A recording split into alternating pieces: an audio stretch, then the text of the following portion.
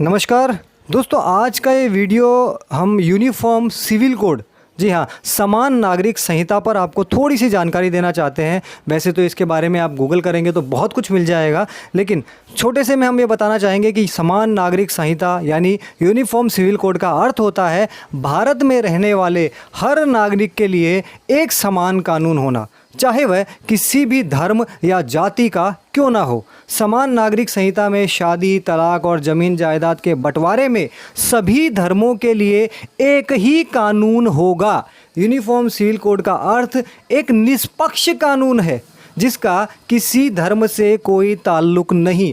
ये सिंपल सी छोटी सी परिभाषा है यूनिफॉर्म सिविल कोड की, लेकिन आप सभी जानते हैं कि इस समय जैसे ही यूनिफॉर्म सिविल कोड की मांग भारत में बढ़ने लगी है, उत्तराखंड ने तो इसे लागू करने की बात कर दी, शायद उत्तर प्रदेश में भी लागू करने की बात हो चुकी है। तो इस समय कुछ जो मजहबी लोग हैं उन्हें इससे बड़ी समस्या हो रही है। उनका कहना है कि हम तो हमारे जो भी इनका शरिया कानून वगैरह उसके अनुसार चलेंगे, हम इन सब चीज़ों को स्वीकार नहीं करेंगे। कई जगह तो धमकियां भी दी जा चुकी हैं, आप सबको पता ही होगा, लेकिन और संविधान के नाम पर धमकी दे रहे हैं। तो बता देना चाहेंगे कि संविधान में समान नागरिक संहिता को लागू करना अनुच्छेद 44 के तहत राज्य की जिम्मेदारी बताया गया है। अब ये जिम्मेदारी बताया गया है, लेकिन तुष्टीकरण के कारण आज तक इसे लागू नहीं किया गया। अब कुछ बीजेपी शासित राज्यों में इसे लागू करने की बात हो रही है और संभवतः अमित शाह जी ने भी इसे पूरे देश में लागू करने के लिए ऐसा कुछ हिंट, कोई सूचना दे दी है।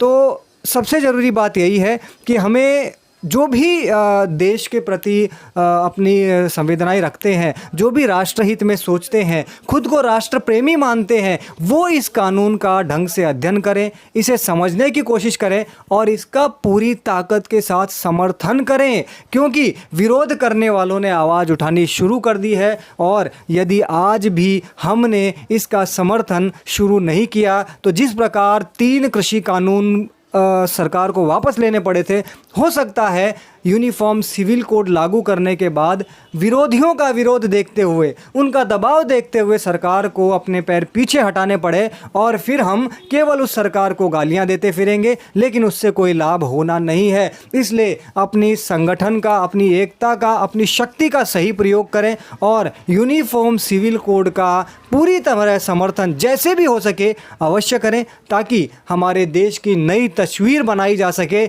हमारे देश में सभी नागरिकों को, चाहे वो किसी भी मत, पंथ या समुदाय से हो, उसको समान अधिकार मिले, किसी का अधिकार न छीने। जय श्री राम, वंदे मातरम, भारत माता की जय।